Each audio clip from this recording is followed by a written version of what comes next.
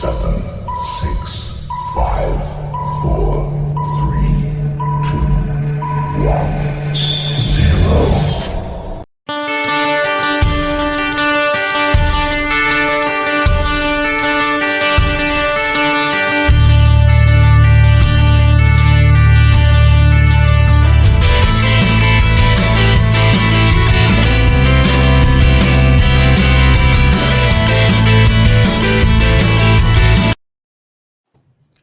Hello everyone, here we are at the Global Empowerment Summit with another amazing lady who just made time for us in her little busy schedule to do this quick interview and share about her work and about herself and her inspiring story. Hi Christina, how are you today? Hi Andrea, I'm fine, how are you? I'm good too. I'm in Kuala Lumpur right now and Christina is in Cyprus. I'm in Nicosia. Thank you for the invitation. My life is I think I've moved beyond busy. I'm a mother now, so that's a modern slavery in a sense, full of love. Yes. It's nice to be here with you and have a chat. Thank you very much. So Christina is a global award-winning coach, and he is especially focusing on personal leadership. And she's also a mentor and a supervisor. And next to it, she believes in fulfilled life and to just bring everything together to the perfect match so that the person can live the life that they want. So I really love this passion, what you do, and tell a little bit about how you came to this passion. How did you find this passion? Okay, let's see. That's a while ago. Well, I've always liked helping and supporting others. I've always liked education, development, and growth. And I found myself working in a job which I really did not enjoy at all, even though it was a great job for, social standards. And in that job, I was called to help guide and support job seekers. And I did that for a good decade. Yes, I look younger than I am. And I realized through helping these people that I can do it in a more productive way, in a more dynamic way, in a more empowering way, because I was working in the government, in the public sphere, which, the government machine is a lot different to being a freelancer. Freelancer having the word free in it. You can be creative, you can support others in any way you feel is best. So more than 10 years ago, I went back to university and I did another master's and I did another 3 professional qualifications, so I could become a coach and a trainer and a mentor, and I could do what I do today. And then I added supervision of coaches and mentors as well, so we don't get bored, we keep active. So that's in a nutshell my story. Lifelong learning, right? Yes, that's the word. Exactly. That's really nice to hear. I really love the picture in the background. Can you tell me about it a little bit? The lady with the... Yes, this is a traditional Cypriot lady, painted by a traditional painter who is very loved. I love this painter, and I love the colors. I love the sunset. Yes. It shows a little bit of Cyprus, beautiful sunsets, beautiful countryside, and grapes. We have lots of grapes. We make nice wine. We have a Cypriot sweet wine called Commandaria, which is local, and it's so good that it's used by the church for Holy Communion. I think that says it all. So if you run out, you just go to the church. I'm joking. It's like the Robin Hood. I always remember it from the movie, the padre, the father who was always drinking the wine. I remember that. They know very well. Yes, this is a very good wine, and actually the church produces it as well. So there you go. So this picture is a taste of Cyprus. I love it for that. Yeah, it's beautiful. All the colors, like the diversity of the country, and it's amazing. It must have been very different living up or growing up in an island. Can you tell us a little bit about it, like your childhood? How was it different to live or grow up in a place like that? Yes, well, Cyprus is a little island plus. So, and the plus is not a pleasant plus. Cyprus is divided. It's been politically divided officially since 1974. The northern part is still occupied by Turkey. And, well, I grew up in a divided city, the last divided capital, Nicosia. It's very strange. It was very strange because I grew up in a bubble. You know, it was the bubble where we learned what we learned. And then when I grew up and the borders opened, because the island was divided until 2003, you couldn't go to either side. And then when the checkpoints, officially they're called, when the checkpoints opened, we realized that the same was happening for the people in the north. And today I am married to a Turkish-speaking Cypriot. I'm a Greek-speaking Cypriot. So we were brought up as enemies, and now we're married because love conquers all. And we keep realizing through conversation still after years that, yeah, beyond the natural beauty of Cyprus, there has been so much conflict here for thousands of years because of Cyprus's precious geopolitical, geostrategic position. It's between three continents, Europe, Africa, and Asia. So a lot of pain with a lot of beauty. There you go. And it must have given you a lot of insight into how the different perspectives can be brought closer, like when you are with your husband and your husband is from some other conditioning, and how you could manage in a relationship. There must have been a lot of things where you had some incidents, and how was this? How could you solve it? How did your communication go or develop? Well, we were both peace activists for many years before we met. So we managed to overcome a lot of obstacles within our own thinking on our own before we met. So when we met, we were pretty well seasoned in the peace activism community. We had a lot of aha moments, both alone and together. Well, love conquers all. That's how we did it. You know, love, not just love, romantic love for each other, but love for other people. And this is what we're doing here now, yeah? All the whole empowerment summit is coming from a place of love. We love one another and we want to live together. We want to prosper together. We want to grow together. Why not? Life is more pleasant and more fun like that. We have enough Exactly. difficulties anyway, isn't it? So why make it harder for Diversity, ourselves? yes, diversity just brings beauty all the time. So I am always encouraging people to see the world in a different way through a very pink glass, and see everyone like they are coming for a good reason and look behind why they do what they do. But you must see this as a coach too. And this year the summit's topic is the young and the wise be bold together. So I wanted to ask you about your generational challenges. From one side, how you see it in your coaching when you coach different age groups, and also for yourself, like how can you catch up with all the new technology and everything what is going around us? Great question. And great question for me because I love working with the young. I'm a youth trainer as well, and I coach and mentor a lot of young people as well as older people. And my soft spot is the elderly. So bringing these two together right before COVID, actually, and right after I came back from Malaysia, right before COVID, I gave a workshop. I think that was the last, no, it wasn't the last live workshop, but one of the last live workshops I gave before COVID was with elderly people. The average age was 80. So having that next to the previous day or the next day, I had a workshop with 20-year-olds is very interesting. It keeps me on my toes. How do I do it? Well, I don't see age as a thing. I speak to people, I speak to personalities, and one of the skills that I need to bring on board when I'm working is to adjust to the audience. So the audience is made of people, of personalities. Yes, there are some trends in different age groups, but if we see each other as people, we have a lot more to gain rather than seeing ourselves as boxed up in different age groups.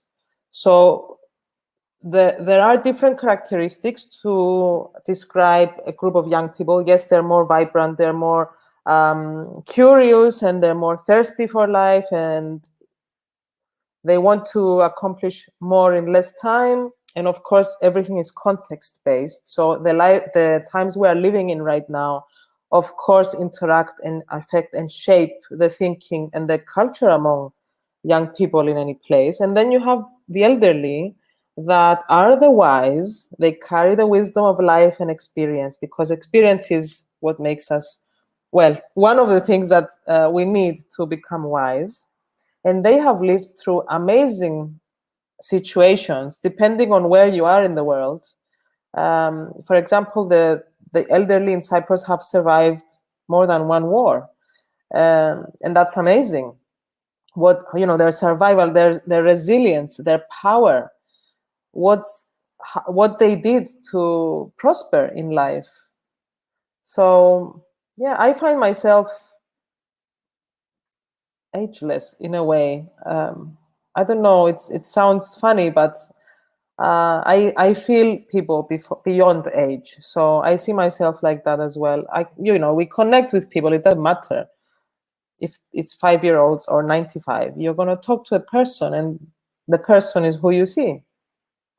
So that's how I do it. Mm-hmm. Exactly. It's something very important that I feel this could be the main message of our conversation, because ageless and without labels, I believe we can live a life much better without any labels and any judgment, any expectations. If we could just switch to that level when people see everyone on the same level, and we just don't use any labels, then that would be amazing for humankind. And I know that you are focusing on resilience. So could you give us some tips, or to the audience, some tips about how to build up our own resilience, and what are the first steps that people should do on this path? I'm sure people have covered already the first steps with all these crises that are happening. And let me specify that we have obviously the COVID pandemic, which is a crisis, and the global recession that has evolved in various areas of the world because of that. And we've got the climate crisis, and we've got the biodiversity crisis. It's a lot of crises together. How do we come up? How do we bounce back after falling down? Because these waves of crisis come and they knock us down. How do we get back up? There's a keyword I mentioned already earlier that old people have to their up their sleeve, let's say, and it's experience. Experience teaches us, and we've done it before as a collective, as humanity. We've faced crisis before, so we can learn from the past in order to move into the future more easily. We can learn from our experience, and we can learn from other people's experience. So if we research around what happened at other crises in the past, and we have a relatively recent one about a decade ago, let's say, so there's a lot to learn. And the one thing I would say is hugely important as a stepping stone is to acknowledge our successes, acknowledge our triumphs. No matter how small we think they are successes, and they are things we should celebrate. When we celebrate ourselves and we big up ourselves, then it's much easier to build resilience and to navigate through life, through career, through everything more easily, with more confidence, believing in ourselves. So basically, finding good reason to believe in ourselves and quiet the mind that sometimes says, oh my God, I'm so bad at this and this and that. No, change the tape and give it to yourself. You deserve it. So taking opportunities, right, that creates experiment, or basically experiment with your life, right? Creating experiences is helping us to become more resilient. And on the other hand, it would be really nice if we could go back to the ways how our ancestors were conducting conversations and we're talking with each other, right? Share the room and asked each other questions among the different generations. I always have this picture in my mind, the feather making ladies when they are in a room with all the small little girls and the old ladies, and they are just doing the job. And while they are doing their job, they are actually sharing experiences and stories among each other. What do you think, the digitalization, did it take away something, or it gave us more opportunities? Definitely more. Definitely more. I mean, I used to work online with clients who don't live in Cyprus because I'm based in Cyprus, but I work globally. I used to work online with clients outside before COVID. But with COVID, everything became, more concentrated onto my laptop or my phone or my tablet. Of course, I love human interaction, but now we've seen it work, and we can actually shape our daily working lives as we want. And for the future of the development field in terms of coaching, mentoring, training, and supervision, knowing how to work with technology, I think is hugely important. I have a little example I can share. There's a project I started I co-led with a colleague, a fellow coach from Malaysia. We did it with EMCC Global, the European Mentoring Coaching Council Global, and the Social Responsibility Work Group. We did a project in Nigeria. Now, we had volunteers from 16 countries, from 5 continents, a whole lot of time zones there. And she was living in Malaysia, I was living in Cyprus, and the project was implemented in Nigeria. Everything happened online, and we had a really great positive impact on the lives of the young Nigerians who were coached, and also on the lives of the volunteers around the world that became part of this project and could change people's lives for the better. So yes, technology has definitely added. We just need to not binge on it, I would say. Everything in moderation is a good way to go by it. And that was the project that helped you to gain your award at the MCC, the 2019 Global Coaching Award, or it was something different? No, that the award was before the project, and it's solely for my own individual practice. I feel Amazing. very honored to hold that award. Yes. Congratulations for this. It's a big achievement for, especially in coaching. I believe it's all about credibility, and we need to learn and update ourselves all the time to stay on the top of our business. And I have one last question. I know, Ed, that you have to rush back to your baby. So the last question is, when I talk to you, when I see you, I see a powerful woman, a super powerful person, an individual who knows where she headed. And I know, I see that you know what is your goal and how you want to continue in your life, in your professional life and in your personal life. How did you reach this kind of awareness and confidence? Because many people are struggling today with confidence. So what would be your tip at the end of this interview about reaching confidence and being empowered by yourself, by your things, what you do, and get more and more powerful through what you do, through your experience? Thank you for your kind words, first of all. It ties with what I've said already, trial and error, and allow room for error. We tend to be very strict with ourselves, and we forget that how good it feels to love ourselves, and how much we deserve it. If we don't love our close ones, they're not going to be so close to us anymore, are they? Or it's going to be a toxic relationship.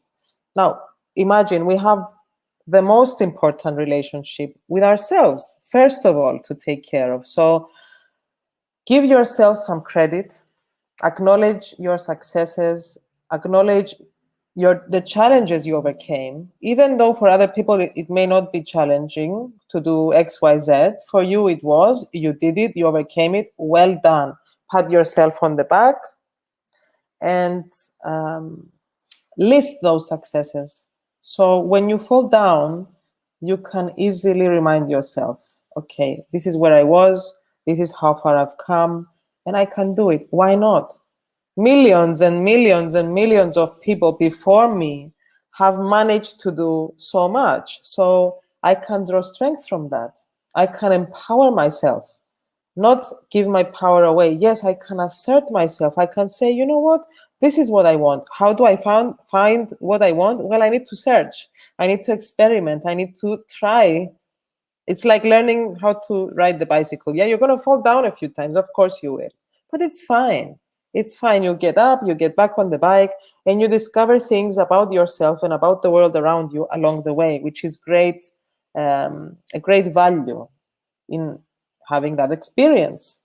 So in a nutshell, dive in. Just go for it. It doesn't matter what people say, because there's always people who are going to judge. We have ourselves who judges our, we have that little judge in our head anyway that we're dealing with. So it's okay, we can move beyond it. We can have a dialogue with that voice. Yeah, we can reason with it. We can befriend it. And then just keep moving. Life is really short, so why not make the most of it while we're here? Exactly. So love your inner critic, right? Exactly. Why not? It's part of who you are. It's inside you, right? So, and loving the inner critic is going to appease that harsh critique that comes with that voice. It's going to soften this relationship and make your inner, basically make the conditions right for inner harmony. So yes, love all the way, towards all directions. Yes.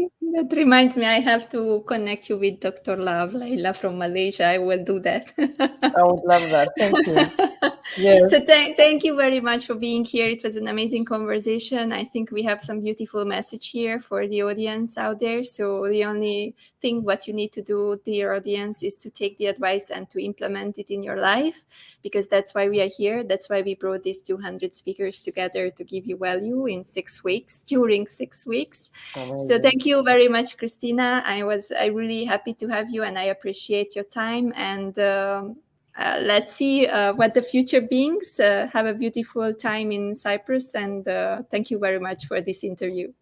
Thank you for inviting me, Andrea. It's been really a pleasure to be here, to have this wonderful chat with you. If anybody wants to get in touch for questions, comments, whatever, you can visit my website. It's ChristinaDemetriades.com. I know I have a long name. What to do? You can see it on your screens, or you can find me on LinkedIn.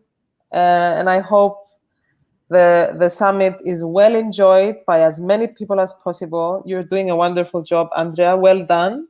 Well done to you for pulling all this together and bringing it together, all these people. And why? Because we can, and because we deserve it.